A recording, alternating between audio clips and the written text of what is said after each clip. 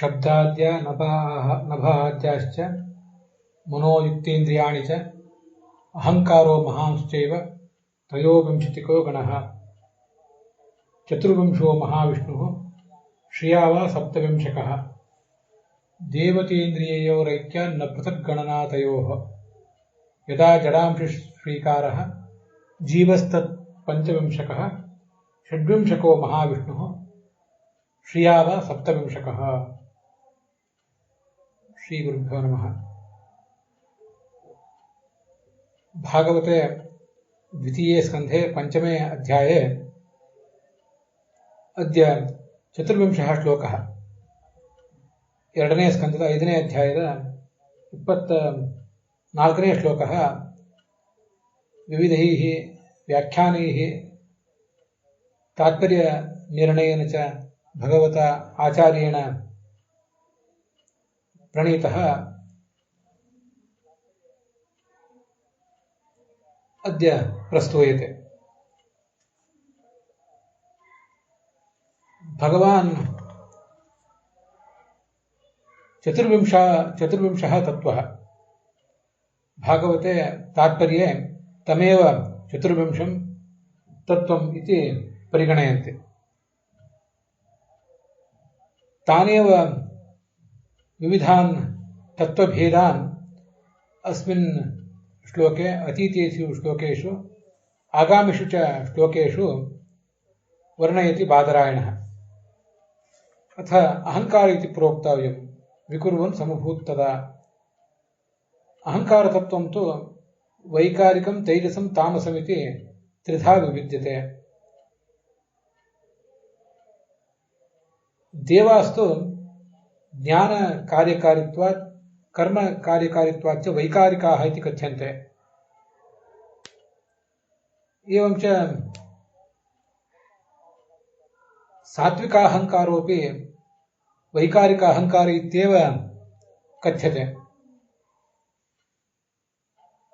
ತೈಜಸ ಅಹಂಕಾರ ಇತ್ಯಸ್ಯ ಅಯಮರ್ಥಃ ಭವತಿ. ತೇಜಸ ಪ್ರಕಾಶಮಾನಾನಿ ಇಂದ್ರಿಯಾಣಿ ತೇಷಾಂ ಉತ್ಪಾದಕಃ ರಾಜಸ ಅಹಂಕಾರಃ ಸ ಏವ ತೈಜಸ ಅಹಂಕಾರ ಇತ್ಯಪಿ ಶಬ್ದತೆ. ತಾಮಸ ಅಹಂಕಾರಸ್ತು ಏತದ್ವಯಮಪಿ ನ ಕರೋತಿ, ಅನ್ಯದೇವ ಕಾರ್ಯಂ ಕರೋತಿ ಇತಿ ತೇನ ಕಾರಣೇನ ತಾಮಸ ಅಹಂಕಾರಃ ತಾಮಸ ಅಹಂಕಾರ ಇತ್ಯೇವ ಅಭಿಧೀಯತೆ. ಜ್ಞಾನೇಂದ್ರಿಯೇಷು ತದಭಿಮಾನಿಷು ದೈವತೇಷು ಚ ಜ್ಞಾನಶಕ್ತಿಂ ಉತ್ಪಾದಯತಿ ಸಾತ್ವಿಕಾಹಂಕಾರಃ ಅಥವಾ ವೈಕಾರಿಕಾಹಂಕಾರಃ.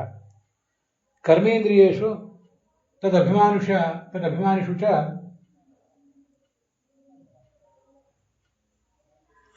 ಕರ್ಮಶಕ್ತಿಂ ಜನಯತಿ ರಾಜಸಾಹಂಕಾರಃ. ದ್ರವ್ಯೇಷು ದೇವೇಷು ಚ ದ್ರವಣ ಪ್ರಾಪ್ತಿ ಯೋಗ್ಯತ್ವಂ ಕರೋತಿ ತಾಮಸಾಹಂಕಾರಃ ಇತಿ ತೇಷಾಮೇವ ಲಕ್ಷಣಾನಿ. ಮೂರು ವಿಧದ ಅಹಂಕಾರಗಳ ಬಗ್ಗೆ ನಾವೀಗ ನೋಡಬೇಕು.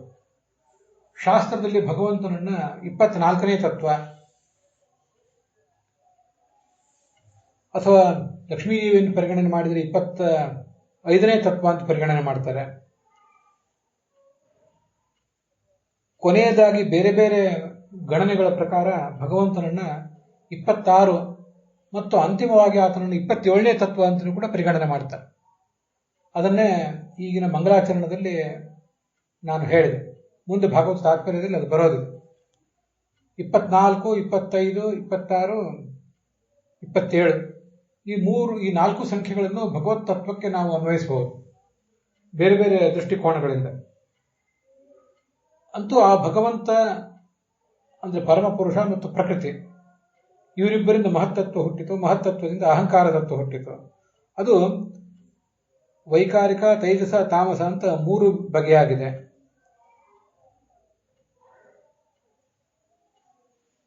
ಈ ನಾವು ಶಬ್ದಗಳನ್ನು ಕೇಳುವುದು ವೈಕಾರಿಕ ತೈಜಸ ತಾಮಸವೆಂಬ ಅಹಂಕಾರ ಅಂತ.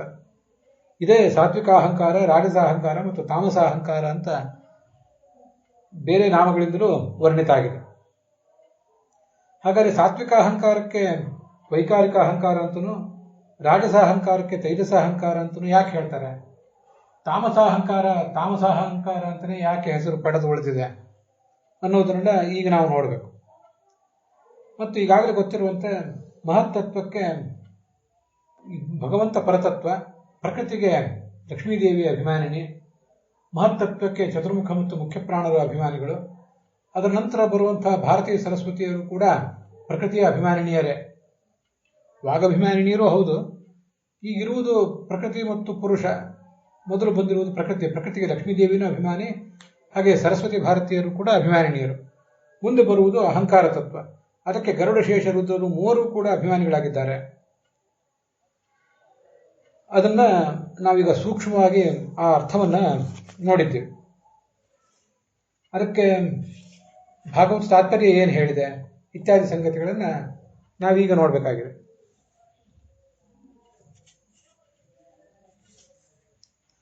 ವಿಜಯಧ್ವಜರ ವ್ಯಾಖ್ಯಾನದಲ್ಲಿ ದ್ರವ್ಯಗಳು ಅಂದರೆ ಪಂಚಮಹಾಭೂತಗಳು, ಅವುಗಳನ್ನು ಹುಟ್ಟಿಸುವ ಶಕ್ತಿ ಇರೋದರಿಂದ ಈ ಮತ್ತು ಕ್ರಿಯಾ ಅಂದರೆ ಈ ಕರ್ಮೇಂದ್ರಿಯಗಳಿಗೆ ಜ್ಞಾನಜನನ ಶಕ್ತಿಯನ್ನು ಹುಟ್ಟಿಸುವ ಶಕ್ತಿ ಇರೋದರಿಂದ, ಇವೆಲ್ಲ ಕಾರಣಗಳಿಂದ ಈ ರುದ್ರನಿಗೆ ದ್ರವ್ಯ ಶಕ್ತಿ, ಕ್ರಿಯಾಶಕ್ತಿ, ಜ್ಞಾನಶಕ್ತಿ, ಹೀಗೆ ಮೂರು ರೀತಿಯಾದಂತಹ ಶಕ್ತಿಗಳಿವೆ.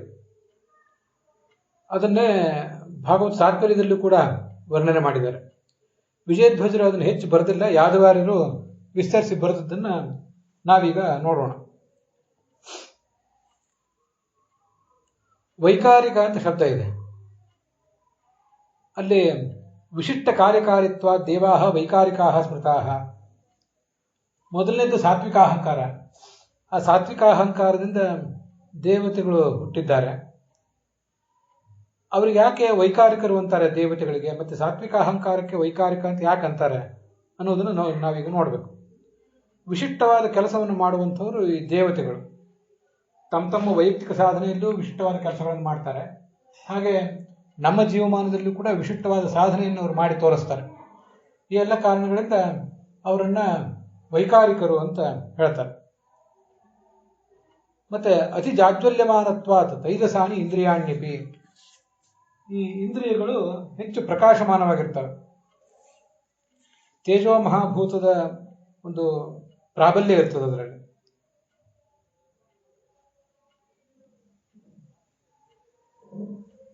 ಅಂತ ಹೀಗೆ ಅದು ಆ ತೇಜಸ್ ಇಂದ್ರಿಯದ ಶಕ್ತಿ. ತಾಮಸಾನಿತು ಭೂತಾನಿ ಯಥಸ್ತನ್ನ ತು ಉಭಯಂ ಅಂತ ಪದ್ಮಪುರಾಣದಲ್ಲಿ ಬರುವಂತಹ ಮಾತು.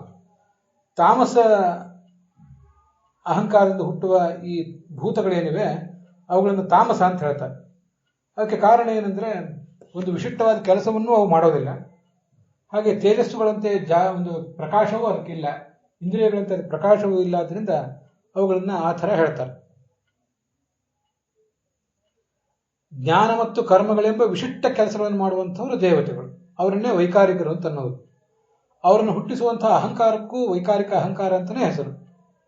ಇಲ್ಲಿ ನಾವು ಗಮನಿಸಬೇಕು, ವೈಕಾರಿಕ ಅಂದ್ರೆ ವಿಕಾರಕ್ಕೆ ಸಂಬಂಧಪಟ್ಟದ್ದು ಅಂತ ನಾವು ಸಾಮಾನ್ಯವಾಗಿ ತಿಳ್ಕೊಂಡಿರ್ತೇವೆ.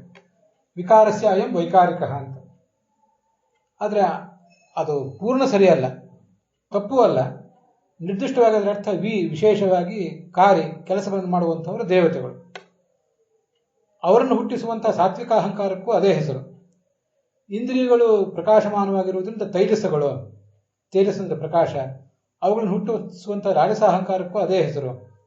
ಪಂಚಮಹಾಭೂತಗಳಿಗೆ ಎರಡೂ ಶಕ್ತಿ ಇಲ್ಲದೆ ಇರುವುದರಿಂದ ಅದನ್ನು ತಾಮಸ ಅಂತ ಹೇಳ್ತಾರೆ. ತಾಮಸ ಅಹಂಕಾರ, ಅದಕ್ಕೆ ಬೇರೆ ಹೆಸರಿಲ್ಲ. ತಾಮಸ ಅಹಂಕಾರಕ್ಕೆ ತಾಮಸ ಅಹಂಕಾರ ಅಂತ ಒಂದೇ ಹೆಸರು. ಜ್ಞಾನೇಂದ್ರಿಯಾಣಾಂ ದೇವಾನಾಂ ಜ್ಞಾನಶಕ್ತಿ ರುದೀರಿತ ಕ್ರಿಯಾ ಕರ್ಮೇಂದ್ರಿಯಾಣಾಂ ಚ ಭೂತಾನಾಂ ದ್ರವ್ಯಶಕ್ತಿತ ಇತಿ ಸ್ಕಾಂದೆ. ಆಚಾರ್ಯರು ಈ ಶ್ಲೋಕಕ್ಕೆ ಸಂಬಂಧಿಸಿದಂತೆ ಪದ್ಮಪುರಾಣ, ಸ್ಕಂದ ಪುರಾಣ ಮತ್ತು ಪ್ರಕಾಶ ಸಂಹಿತ ಇಷ್ಟು ಗ್ರಂಥಗಳನ್ನು ಉದ್ಧರಿಸ್ತಾರೆ. ಜ್ಞಾನೇಂದ್ರಿಯಗಳಿಗೂ ಮತ್ತು ದೇವತೆಗಳಿಗೂ ಈ ಜ್ಞಾನಶಕ್ತಿ ಬರುವುದೆಲ್ಲಿಂದ? ವೈಕಾರಿಕ ಅಹಂಕಾರದಿಂದ ಅಥವಾ ಸಾತ್ವಿಕ ಅಹಂಕಾರದಿಂದ. ಕರ್ಮೇಂದ್ರಿಯಗಳಿಗೂ ಅದರ ಅಭಿಮಾನಿ ದೇವತೆಗಳಿಗೂ ಕರ್ಮ ಮಾಡುವ ಶಕ್ತಿ ಬರುವುದು ತೈಜಸ ಅಹಂಕಾರದಿಂದ ಅಥವಾ ರಾಜಸ ಅಹಂಕಾರದಿಂದ. ರಜೋಗುಣ ಯಾವತ್ತೂ ಕೂಡ ಕೆಲಸಕ್ಕೆ ಪ್ರಚೋದಕ, ಕ್ರಿಯೆಗೆ ಪ್ರಚೋದಕ. ಈ ಸತ್ವಗುಣ ಅಂತ ಅನ್ನೋದು ಜ್ಞಾನಕ್ಕೆ ಪ್ರಚೋದಕ. ಅದು ಭಗವದ್ಗೀತೆಯಲ್ಲಿ ಬಂದಿದೆ, ಅದನ್ನೇ ಇಲ್ಲಿ ಕೂಡ ಇಟ್ಕೋಬೇಕು. ಪಂಚಮಹಾಭೂತಗಳಿಗೂ ಅದರ ಅಭಿಮಾನಿ ದೇವತೆಗಳಿಗೂ ಕೂಡ ಒಂದು ಯಾವುದಾದ್ರೂ ಶಕ್ತಿ ಇದೆ. ಆ ಶಕ್ತಿ ಬಂದಿರುವುದು ತಾಮಸ ಅಹಂಕಾರದಿಂದ. ಹೀಗೆ ಆಯಾ ಶಕ್ತಿಗಳನ್ನು ಕೊಡುವ ಸಾಮರ್ಥ್ಯ ಆ ಮೂರು ಬಗೆಯ ಅಹಂಕಾರಗಳಿಗಿದೆ. ಅಂಥ ಶಕ್ತಿಯನ್ನು ಕೊಡುವಿಕೆ ಅನ್ನುವುದೇ ಅದರ ಲಕ್ಷಣ, ಆಯಾ ಮೂರು ಅಹಂಕಾರಗಳ ಲಕ್ಷಣ.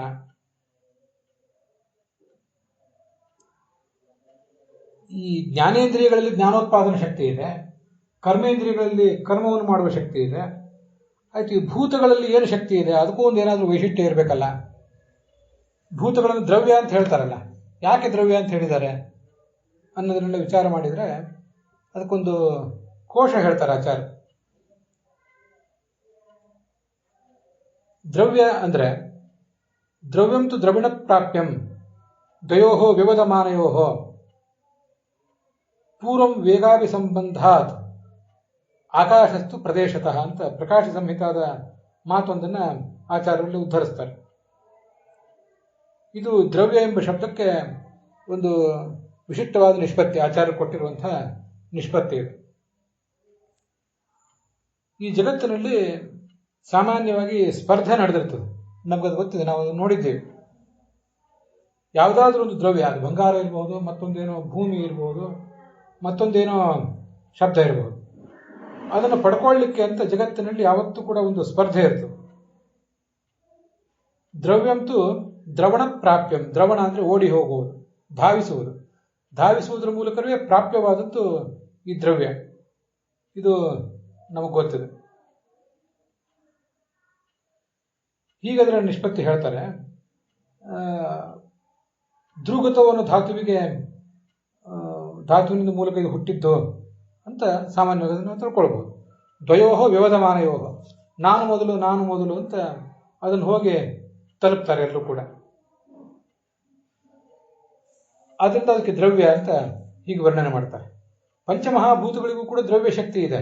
ಅಂದ್ರೆ ಆ ದ್ರವ್ಯ ಶಕ್ತಿ ಅಂದ್ರೆ ಆ ಪಂಚಮಹಾಭೂತದಿಂದ ಹುಟ್ಟಿದ ಬಂಗಾರ, ಭೂಮಿ ಮತ್ತೇನೇ ಇದೆ ಅವುಗಳೆಲ್ಲವನ್ನೂ ಕೂಡ ಪಡ್ಕೊಳ್ಳಿಕ್ಕಾಗಿ ಮನುಷ್ಯ ಹಪಹಪಿಸ್ತಿರ್ತಾನೆ. ಇದನ್ನೆಲ್ಲ ಮಾಡಿದ್ದು ತಾಮಸ ಅಹಂಕಾರ. ಅವ್ಯಾಕೃತ ಆಕಾಶಕ್ಕೂ ಕೂಡ ದ್ರವ್ಯ ಶಕ್ತಿ ಇದೆ, ಇಲ್ಲ ಅಂತಲ್ಲ.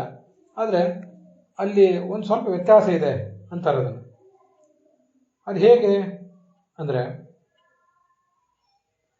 ಈ ಅವ್ಯಾಕೃತ ಆಕಾಶ ಅಂದ್ರೆ ಸ್ಪೇಸ್ ಏನಿದೆ ಅದು ಎಲ್ಲ ಕಡೆಯೂ ಇದೆ. ಬಂಗಾರ, ಮತ್ತೊಂದು ಯಾವುದು ದೇಶ, ನಾವು ನೋಡುವಂಥ ಭೂಮಿ ಇತ್ಯಾದಿಗಳೆಲ್ಲ ಯಾವುದಾದ್ರು ಒಂದೊಂದು ಪ್ರದೇಶದಲ್ಲಿ ಇರ್ತಿರ್ತವೆ. ಆದ್ರಿಂದ ಒಂದು ಪ್ರದೇಶದಿಂದ ಇನ್ನೊಂದು ಪ್ರದೇಶಕ್ಕೆ ಧಾವಿಸಿ ಆ ವಸ್ತುಗಳನ್ನು ನಾವು ಪಡ್ಕೊಳ್ಳಿಕ್ಕೆ ಸ್ಪರ್ಧೆ ಮಾಡಬೇಕಾಗ್ತದೆ. ನಮಗದು ಅನುಭವಕ್ಕೆ ಬಂದಿದೆ. ಆದರೆ ಈ ಅವ್ಯಾಕೃತ ಆಕಾಶಕ್ಕೂ ದ್ರವ್ಯ ಶಕ್ತಿ ಇದೆ ಅಂದ್ರೆ ಏನರ್ಥ? ಅವ್ಯಾಕೃತ ಆಕಾಶ ಎಲ್ಲ ಕಡೆ ಇದೆ. ಇಲ್ಲಿರುವ ಮನುಷ್ಯ ಅಲ್ಲಿರೋ ಅವ್ಯಾಕೃತ ಆಕಾಶವನ್ನು ಹೋಗಿ ಹಿಡಿಯುವುದು ಅಂದ್ರೆ ಏನು? ಇಲ್ಲಿಯೂ ಅವ್ಯಾಕೃತ ಆಕಾಶ ಇದೆ, ಅಲ್ಲಿಯೂ ಅವ್ಯಾಕೃತ ಆಕಾಶ ಇದೆ. ಹಾಗಾದ್ರೆ ಅದರ ತಾತ್ಪರ್ಯ ಏನು ಅಂತ ಪ್ರಶ್ನೆ ಬಂದ್ರೆ,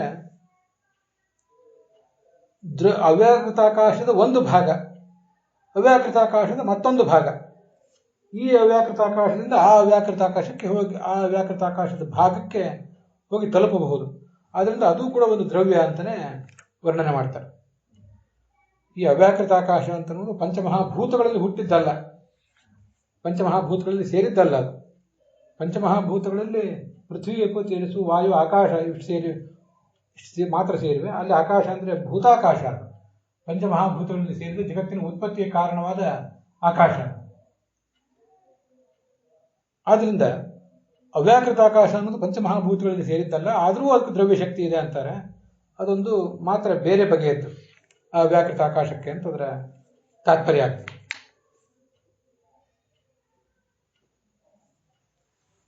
ದೇವಾಹ ಅಂದ್ರೆ ದಶೇಂದ್ರಿಯ ಅಭಿಮಾನಿಗಳು, 5 ಜ್ಞಾನೇಂದ್ರಿಯಗಳು, 5 ಕರ್ಮೇಂದ್ರಿಯಗಳು, ಮನಸ್ಸು ಇದರ ಅಭಿಮಾನಿಗಳು ಅಂತ ಅದರ ತಾತ್ಪರ್ಯ. ಇದು ಯಾದವಾರ್ಯರ ವ್ಯಾಖ್ಯಾನದಲ್ಲಿ ಇದನ್ನ ಈಗಾಗಲೇ ನಾವು ನೋಡಿದ್ದೀವಿ. ಆದರೂ ಅಲ್ಲಿರೋ ಕೆಲವು ವಾಕ್ಯಗಳನ್ನು ಈಗ ಓದಲಿಕ್ಕೆ ಹೊರಟೆ ಅಷ್ಟೆ. ಏವಂಚ ಕಾರ್ಯಾಣಾಂ ದೇವಾದೀನಾಂ ವಾಚಕಾಃ ವೈಕಾರಿಕಾದಿ ಶಬ್ದಾಃ. ಈ ದೇವತೆಗಳು ಮೊದಲಾದವರು ವೈಕಾರಿಕ ಅಹಂಕಾರದ ಅಂದರೆ ಸಾತ್ವಿಕ ಅಹಂಕಾರದ ಕಾರ್ಯರು. ಅವರನ್ನ ಹೇಳುವಂಥ ಆಯಾ ಶಬ್ದಗಳಿಗೆ ಅವರಿಗೆ ಕಾರಣವಾದಂತಹ ವೈಕಾರಿಕ ಅಹಂಕಾರಕ್ಕೂ ಇವರಿಗೂ ಒಂದೇ ಅರ್ಥ, ಒಂದೇ ರೀತಿಯಾದ ಶಬ್ದದಿಂದ ಅವರೆಲ್ಲರೂ ಕೂಡ ವಾಚ್ಯರಾಗಿದ್ದಾರೆ ಅಂತ ನಾವು ಅಭಿಪ್ರಾಯ ತಿಳ್ಕೊಳ್ಬೇಕು.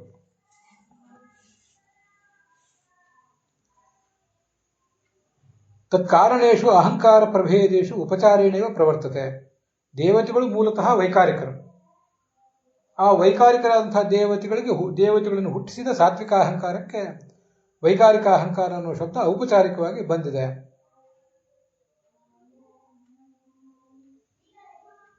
ಜ್ಞಾನೇಶು ಅಂದರೆ ಜ್ಞಾನೇಂದ್ರಿಯೇಶು, ಅದರ ಅಭಿಮಾನಿಗಳಾದ ದೇವತೆಗಳಲ್ಲಿಯೂ ಶಕ್ತಿ ಬಂದದ್ದು ಈ ಸಾತ್ವಿಕ ಅಹಂಕಾರದಿಂದ. ಈಗ ನಾವೇನು ಕನ್ನಡದಲ್ಲಿ ಒಂದು ಸರಳವಾಗಿ ನೋಡಿದ್ವಿ, ಅದನ್ನೇ ಮತ್ತಷ್ಟು ವಿಸ್ತಾರವಾಗಿ ಸಂಸ್ಕೃತದಲ್ಲಿ ಓದಿದೆ ಅಷ್ಟೆ.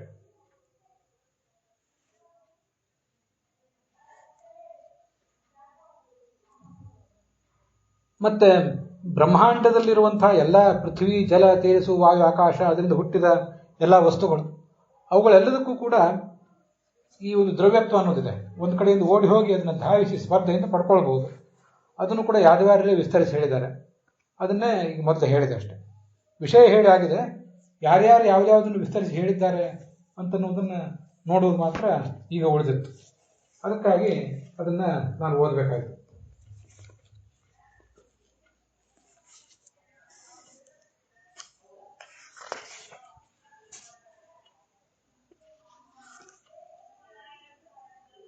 ಅನಂತ ತೀರ್ಥರು ಅದನ್ನು ವರ್ಣನೆ ಮಾಡುವಂತೆ ಇದೇ ಅರ್ಥ, ಸ್ವಲ್ಪ ಶಬ್ದಗಳು ಬೇರೆ ಬೇರೆ ಅಷ್ಟೆ.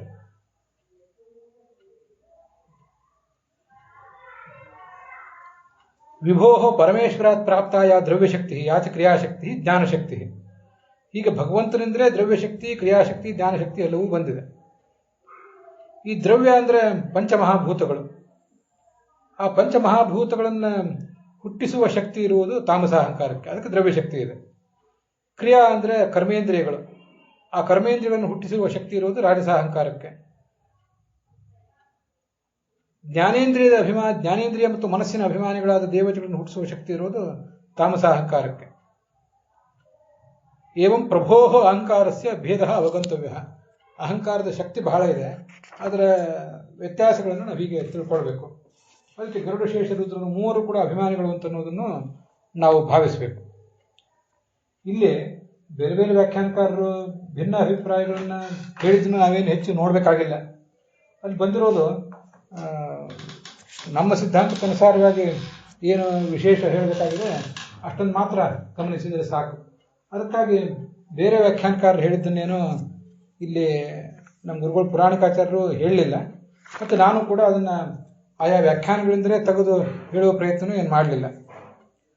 ಕೆಲವು ಕಡೆ ಆ ವಿಷಯ ತಪ್ಪಲ್ಲದೆ ಹೋದರೂ ಕೂಡ ಸ್ಪಷ್ಟವಾಗಿರೋದಿಲ್ಲ. ಅದಕ್ಕಾಗಿ ಅಂಥದ್ದನ್ನು ನಾವು ಬಿಟ್ಟುಬಿಡಬೇಕಾಗ್ತದೆ. ಬಿಟ್ಟು ಆಚಾರ್ಯರು ಏನು ಸ್ಪಷ್ಟವಾಗಿ ಹೇಳಿದ್ದಾರೆ ಅದನ್ನೇ ತಗೊಳ್ಬೇಕಾಗ್ತದೆ. ಇದು 24ನೇ ಶ್ಲೋಕದ ವಿವರ. ಇನ್ನು ಮುಂದೆ ನಾವು ನೋಡಬೇಕಾದದ್ದು 25ನೇ ಶ್ಲೋಕ.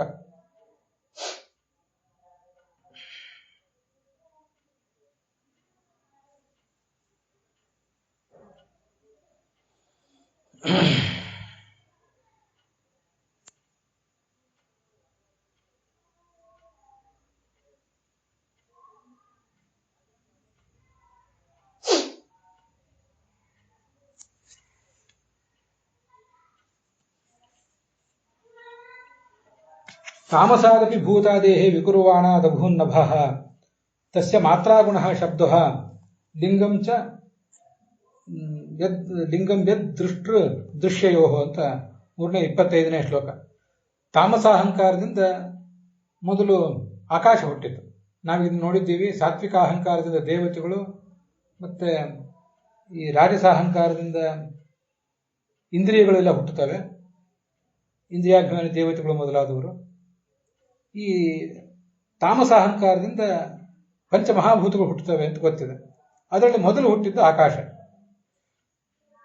ಎಲ್ಲಾ ಭೂತಗಳಿಗೂ ಆದಿ ಕಾರಣವಾದ ತಾಮಸ ಅಹಂಕಾರ, ಭೂತಾದೇಹ ಅಂದ್ರೆ ಎಲ್ಲ ಮಹಾಭೂತಗಳಿಗೂ ಆದಿ ಕಾರಣ ಅಂತ ಅದರ ತಾತ್ಪರ್ಯ.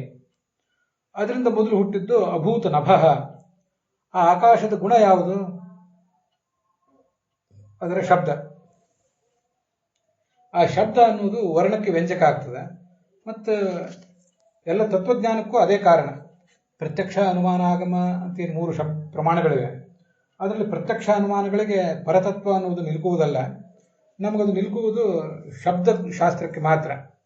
ಅದೆಲ್ಲವೂ ಕೂಡ ಈ ಆಕಾಶ ಅನ್ನುವ ತತ್ವ ಏನಿದೆ ಅದರ ಮತ್ತು ಅದರ ಗುಣವಾದಂತಹ ಶಬ್ದದಿಂದಲೇ ಸಾಧ್ಯ ಆಗ್ತದೆ ಅಂತ ಅದರ ತಾತ್ಪರ್ಯ.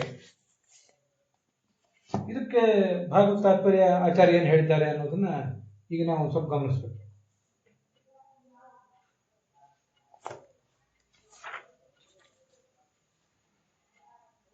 ಪಂಚೇಂದ್ರಿಯಾಭಿಮೇಯತ್ವಾತ್ ಮಾತ್ರಾಗುಣ ಇತೀರಿತಃ ಅಂತ ಮತ್ಸ್ಯ ಪುರಾಣದ ಮಾತಿದೆ. ಶಬ್ದೇನೈವ ಪರೋ ದ್ರಷ್ಟ ಜ್ಞಾಯತೆ ಜಗದೇವಚ ಅಂತ ವಿಷ್ಣು ಸಂಹಿತಾದ ಮಾತಿದೆ. ಈ ಮಾತ್ರ ಅಂತ ಹೇಳ್ತಾರಲ್ಲ, ಮಾತ್ರ ಅಂದ್ರೆ ಮೀಯತೆ, ತಿಳಿಯಲ್ಪಡುತ್ತದೆ. ಅದರಿಂದ ಅದನ್ನು ಮಾತ್ರ ಅಂತಾರೆ. ಪಂಚ ಇಂದ್ರಿಯಗಳಿಂದ ಕಿವಿಯಿಂದ ಶಬ್ದ ತಿಳಿಯಲ್ಪಡುತ್ತದೆ, ಚಕ್ಷುರೇಂದ್ರಿಯದಿಂದ ರೂಪ ತಿಳಿಯಲ್ಪಡುತ್ತದೆ, ಘ್ರಾಣೇಂದ್ರಿಯದಿಂದ ಗಂಧ, ರಸನೇಂದ್ರಿಯದಿಂದ ರಸ, ತ್ವಗೇಂದ್ರಿಯದಿಂದ ಶಬ್ದ ತಿಳಿಯಲ್ಪಡ್ತವೆ. ಅದರಿಂದ ಇವುಗಳನ್ನೆಲ್ಲವನ್ನು ಕೂಡ ಮಾತ್ರ ಎಂಬ ಶಬ್ದದಿಂದ ಹೇಳ್ತಾರೆ. ಇಲ್ಲಿ ಭಗವಂತನನ್ನು ಮತ್ತು ಆ ಭಗವಂತ ಸೃಷ್ಟಿಸಿದಂತಹ ಈ ಜಗತ್ತನ್ನು ಎರಡನ್ನು ಕೂಡ ನಾವು ನೋಡುವುದು ಯಾವುದರಿಂದ, ನಾವು ತಿಳಿಯುವುದು ಯಾವುದರಿಂದ? ಶಬ್ದದಿಂದಲೇ ತಿಳಿಯೋದು. ಈ ಮುಂದಿನ ಶ್ಲೋಕದಲ್ಲಿ ಒಂದೊಂದಾಗೆ ಅದರ ವರ್ಣನೆ ಮಾಡ್ತಾರೆ. ಈ ಸ್ಪರ್ಶ ಮೊದಲಾದ ಗುಣಗಳ ಬಗ್ಗೆ ಬಂದಿದೆ. ವಾಯು, ಸ್ಪರ್ಶ, ಮತ್ತೆ ತೇಜಸ್ಸು, ರೂಪ, ಹೀಗೆಲ್ಲ.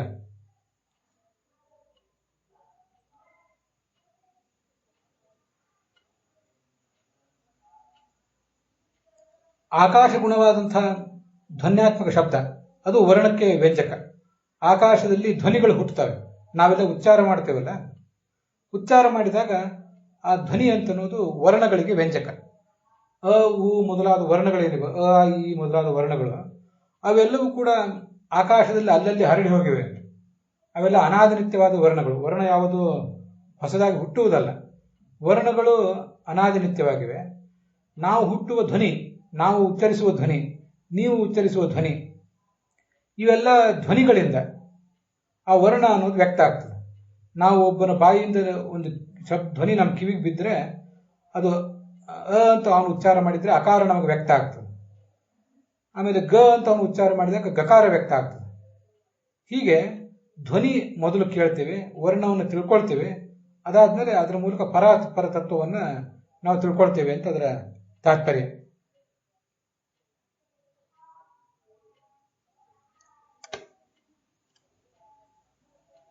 ಇದು ಭಾಗವತ ತಾತ್ಪರ್ಯದಲ್ಲಿ ನಮಗೆ ತಿಳಿದು ಬರುವಂತಹ ವಿಷಯ. ಪಂಚೇಂದ್ರಿಯೈ ಮೇಯತ್ವಾತ್ ಮಾತ್ರಾಗುಣ ಶಬ್ದೋಭೂತ್. ಇದು ನಮಗೆ ವಿಜಯಧ್ವಜರ ವ್ಯಾಖ್ಯಾನದಲ್ಲಿ ತಿಳಿಯುವಂತಹ ಶಬ್ದ. ಕಥಂಭೂತಃ ಶಬ್ದ ಆಕಾಶಸ್ಯ ಮಾತ್ರಾಗುಣ, ಆಕಾಶದ ಗುಣ ಅನಿಸ್ಕೊಂಡಿರುವಂತಹ ಶಬ್ದ.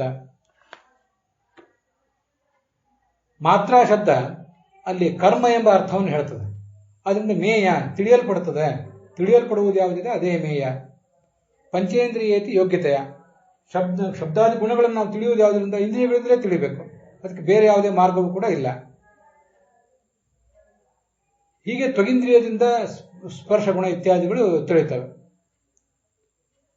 ಇದು ಯಾದವಾರ್ಯರ ವ್ಯಾಖ್ಯಾನದಲ್ಲಿ ಇರುವುದನ್ನು ಮೊದಲೇ ಹೇಳಿದ್ದೇನೆ. ಕೆಲವು ನಡುವೆ ವಾಕ್ಯಗಳನ್ನು ಓದಿದೆ ಅಷ್ಟೆ.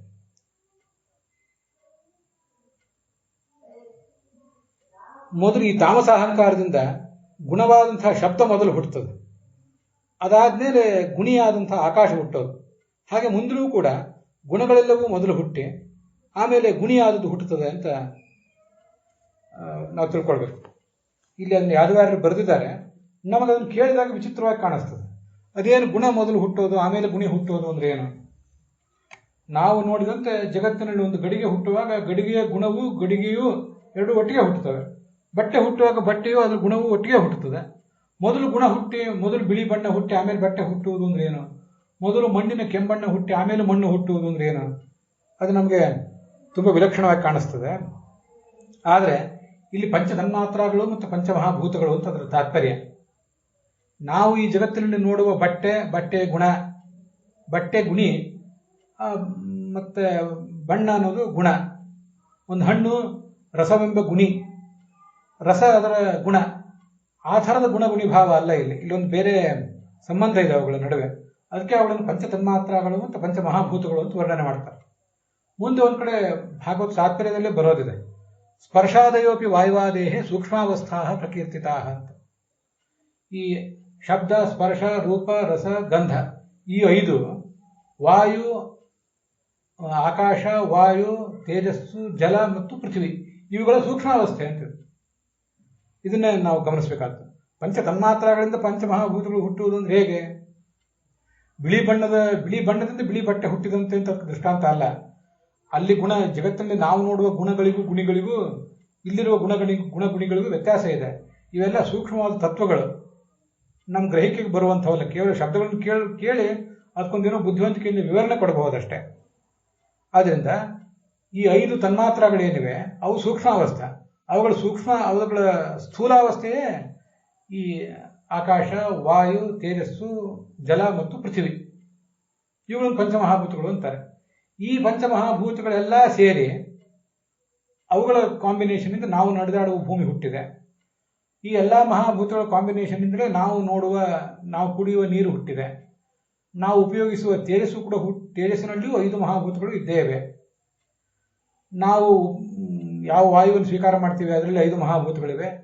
ನಮ್ಮ ಸುತ್ತಮುತ್ತಲಿರುವ ಆಕಾಶದಲ್ಲಿ ಕೂಡ, ಸ್ಪೇಸ್ ಅಲ್ಲ, ಅವ್ಯಾಕೃತ ಆಕಾಶ ಅಲ್ಲ, ನಾವು ಉಪಯೋಗ ಮಾಡುವ ಆಕಾಶದಲ್ಲೂ ಕೂಡ 5 ಮಹಾಭೂತಗಳು ಇದ್ದೇವೆ. ಆದ್ರಿಂದ ನೀರು ಮೊದಲಾದವುಗಳನ್ನ ವೈಜ್ಞಾನಿಕವಾಗಿ ಅಭ್ಯಾಸ ಮಾಡಿದವರಿಗೆ ಅದು ಗೊತ್ತಿದೆ. ನೀರಿನಲ್ಲಿ H2O ಎಂಬ ನಿಷ್ಪತ್ತಿಯಿಂದ ನಾವು ಸೂತ್ರದಿಂದ ತಿಳಿದು ಬರೋದು, ಹೈಡ್ರೋಜನ್ ಮತ್ತು ಆಕ್ಸಿಜನ್ ಎರಡೆರಡು ಇರ್ತವೆ. ಆಕ್ಸಿಜನ್ ಅಂದ್ರೆ ವಾಯು, ಪೃಥ್ವಿ ಇತ್ಯಾದಿ ಎಲ್ಲವೂ ಸೇರಿಯೇ ನೀರು. ನಾವೀಗ ನಾವು ಕನ್ಸ್ಯೂಮ್ ಮಾಡುವ ಮಹಾಭೂತಗಳೇನಿವೆ ಇವುಗಳೆಲ್ಲವೂ ಕೂಡ 5 ಮಹಾಭೂತಗಳ ಮೂಲ ಮಹಾಭೂತಗಳ ಮಿಶ್ರಣದಿಂದ ಹುಟ್ಟಿರುವಂಥವು. ಅವುಗಳ ಪೂರ್ವಾವಸ್ಥಾನೆ ಪಂಚತನ್ಮಾತ್ರಗಳು. ನಮಗೆ ಭೂಮಿ ಕಣ್ಣಿಗೆ ಕಾಣಿಸ್ತದೆ, ಹರಿಯುವ ನೀರು ಕಣ್ಣಿಗೆ ಕಾಣಿಸ್ತದೆ, ವಾಯು ಅನುಭವಕ್ಕೆ ಬರುತ್ತದೆ, ತೇಜಸ್ ಕಣ್ಣಿಗೆ ಕಾಣಿಸ್ತದೆ, ಪೃಥ್ವಿ ಅಂತೂ ಕಣ್ಣಿಗೂ ಕಾಣ್ತದೆ, ಸ್ಪರ್ಶಕ್ಕೂ ತಿಳಿದು ಬರ್ತದೆ. ಇವೆಲ್ಲ ಆ ಮಹಾಭೂತಗಳಿಂದ ಹುಟ್ಟಿ ಬಂದದ್ದು. ಆದರೆ ಆ ಸೂಕ್ಷ್ಮ ಮಹಾಭೂತಗಳು, ಅವುಗಳ ಪಂಚತನ್ಮಾತ್ರಗಳು ನಮಗೀಗ ಕಣ್ಣಿಗೆ ಕಾಣಿಸೋದಿಲ್ಲ. ಹೀಗೊಂದಲ್ಲಿ ವ್ಯತ್ಯಾಸ ಇದೆ ಅನ್ನೋದನ್ನ ನಾವು ತಿಳ್ಕೊಳ್ಬೇಕಾಗ್ತದೆ.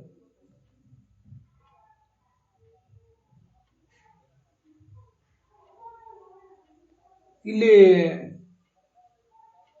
ಶ್ರೀಧರರು ಮೊದಲಾದವರು ಹೀಗೆ ವ್ಯಾಖ್ಯಾನ ಮಾಡಿದ್ದಾರೆ. ಆನೆಯನ್ನು ಕಂಡಿದ್ದೀನಿ ಅಂತ ಯಾರಾದರೂ ನಿಂತ್ಕೊಂಡು ಹೇಳಿದ್ರೆ, ಯಾರಾದ್ರೂ ನಿಂತ್ಕೊಂಡು ಹೇಳ್ತಾನೆ, ಮರೆಯಲ್ಲಿ ನಿಂತ್ಕೊಂಡು ಹೇಳ್ತಾನೆ ನಾನು ಆನೆ ನೋಡಿದೆ ಅಂತ. ವ್ಯಕ್ತಿ ಯಾರು ಹೇಳ್ತಿದ್ದಾನೆ ಅಂತ ಗೊತ್ತಿಲ್ಲ. ಆನೆಯನ್ನು ಕಂಡಿದ್ದೇನೆ ನಾನು ಅಂತ ಹೇಳಿದ ವ್ಯಕ್ತಿ ಯಾರು ಅಂತ ಗೊತ್ತಿಲ್ಲ. ಅದನ್ನು ನೋಡಿದ್ರೆ, ಆ ಶಬ್ದವನ್ನು ಕೇಳಿದ್ರೆ ಮುಂದೆ ನಾವು ಆನೆಯನ್ನು, ಆ ವ್ಯಕ್ತಿಯನ್ನು ತಿಳ್ಕೋಬಹುದು. ಆದ್ದರಿಂದ ಶಬ್ದ ಅನ್ನೋದು ದೃಶ್ಯ ಎರಡಕ್ಕೂ ಬೋಧಕ ಅಂತ ಶ್ರೀಧರಾದಿಗಳು ವ್ಯಾಖ್ಯಾನ ಮಾಡ್ತಾರೆ. ಮತ್ತೆ ವೀರರಾಘವರ ವ್ಯಾಖ್ಯಾನಕ್ಕನುಸಾರವಾಗಿ ಆತ್ಮ, ಅನಾತ್ಮ ಇವುಗಳ ಜ್ಞಾನ ಶಬ್ದದಿಂದ ಆಗ್ತದೆ ಅಂತಿದೆ. ಅದು ವಿಷ್ಣು ಸಂಹಿತಾ ಅಂತ ಅನ್ನೋದು ಇನ್ನೂ ಹೆಚ್ಚಿನ ಸುಂದರವಾದಂತಹ ವಿವರಣೆಯನ್ನು ಕೊಟ್ಟಿದೆ. ಈ ವಿವರಣೆ ಆ ಶ್ಲೋಕದಲ್ಲಿ ಅವರಿಗೆ ಗಮನಕ್ಕೆ ಬಂದಿಲ್ಲ. ವಿಷ್ಣು ಸಂಹಿತಾ ಅನ್ನೋದು ಆಚಾರ್ಯರಿಗೆ ಮಾತ್ರ ಗೊತ್ತಿರುವಂತಹ ಒಂದು ಗ್ರಂಥ. ಅದು ಉಳಿದವರಿಗೆ ಗೋಚರವೇ ಆಗುವಂಥ ಗ್ರಂಥ ಅಲ್ಲ. ಉಳಿದವರು ಯಾರಿಗೂ ಅದು ಸಿಗುವ ಸಾಧ್ಯತೆಯೂ ಕೂಡ ಇಲ್ಲ ಅಂತ ಅದರ ತಾತ್ಪರ್ಯ ಆಗ್ತದೆ.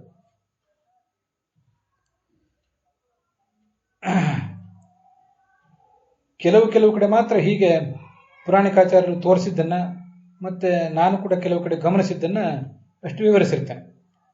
ಕುಡ್ಯಾದಂತರಿತೇನ ಕೇನಚಿತ್ ಉಚ್ಚೈಹಿ ಗಜೋ ಗಜ ಇತ್ಯುಕ್ತೆ. ಗೋಡೆ ಆಚೆ ಒಬ್ಬ ನಿಂತಿದ್ದಾನೆ, ಈಚೆ ನಾವಿದ್ದೇವೆ. ಗಜ ಗಜ ಅಂತ ಅವನು ಹೇಳಿದ್ರೆ ಇವನೇನಿದ್ದಾನೆ, ಯಹ ಗಜದೃಷ್ಟ ಯಶ್ಚ ತೇನ್ ದೃಶ್ಯ ಗಜ ತಯೋ ಲಿಂಗಂ ಬೋಧಕಂ. ಗಜವನ್ನು ನೋಡಿದ ವ್ಯಕ್ತಿ ಮತ್ತು ಏನು ಗಜ ಇದೆ ಅವೆರಡಕ್ಕೂ ಕೂಡ ಈ ಶಬ್ದ ಅಂತ ಅನ್ನೋದು ಬೋಧಕ ಆಗ್ತದೆ ಅಂತ ಇದು ಶ್ರೀಧರದ ವ್ಯಾಖ್ಯಾನ ಇದೆ. ನಾವು ಅದ್ರ ಬಗ್ಗೆ ಏನು ಹೆಚ್ಚಿನ ಅವಲೋಕನ ಮಾಡಬೇಕಾಗಿಲ್ಲ, ಬಂತು ಅಂತ ಅದನ್ನು ಹೇಳಿದ್ವಿ ಅಷ್ಟೆ. ಅಂತೂ ಪರಮಾತ್ಮ ದೃಶ್ಯ ಮತ್ತು ದ್ರಷ್ಟ. ದೃಶ್ಯ ಅಂದರೆ ಈ ಜಗತ್ತು, ದ್ರಷ್ಟ ಅಂದರೆ ಭಗವಂತ.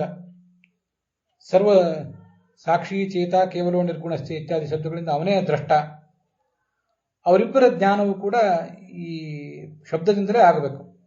ನಮಗೆ ಪ್ರತ್ಯಕ್ಷದಿಂದ ಈ ಜಗತ್ತಿನ ಜ್ಞಾನ ಅಷ್ಟಿಷ್ಟ ಆಗ್ತದೆ ಸ್ವಲ್ಪ ಸ್ವಲ್ಪ. ಆದರೂ ಕೂಡ ಅದರ ಗುಣ ವಿಶೇಷಗಳೆಲ್ಲವೂ ಕೂಡ ನಮಗೆ ತಿಳಿಯಬೇಕಾದ್ರೆ ಅವು ಶಬ್ದ ಪ್ರಮಾಣದಿಂದಲೇ ಆಗಬೇಕು, ಶಾಸ್ತ್ರದಿಂದಲೇ ಆಗಬೇಕು. ನಾವು ಅವಲಂಬಿಸಿರುವ ಪ್ರತ್ಯಕ್ಷ ಪ್ರಮಾಣದಿಂದ ಅದರ ಪೂರ್ಣವಾದಂತಹ ಅರಿವು ಆಗೋದಿಲ್ಲ.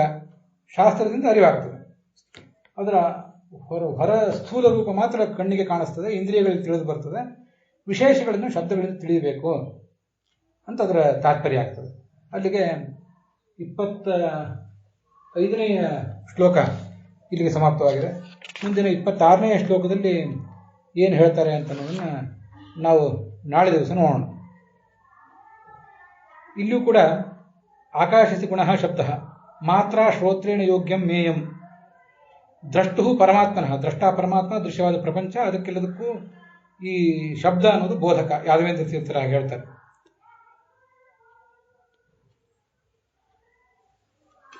ಇಲ್ಲಿಗೆ ಈ ಭಾಗ ಸಮಾಪ್ತವಾಗಿದೆ.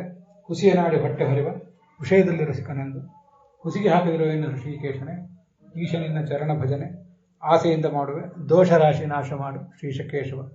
ಶ್ರೀಕೃಷ್ಣಾರ್ಪಣ.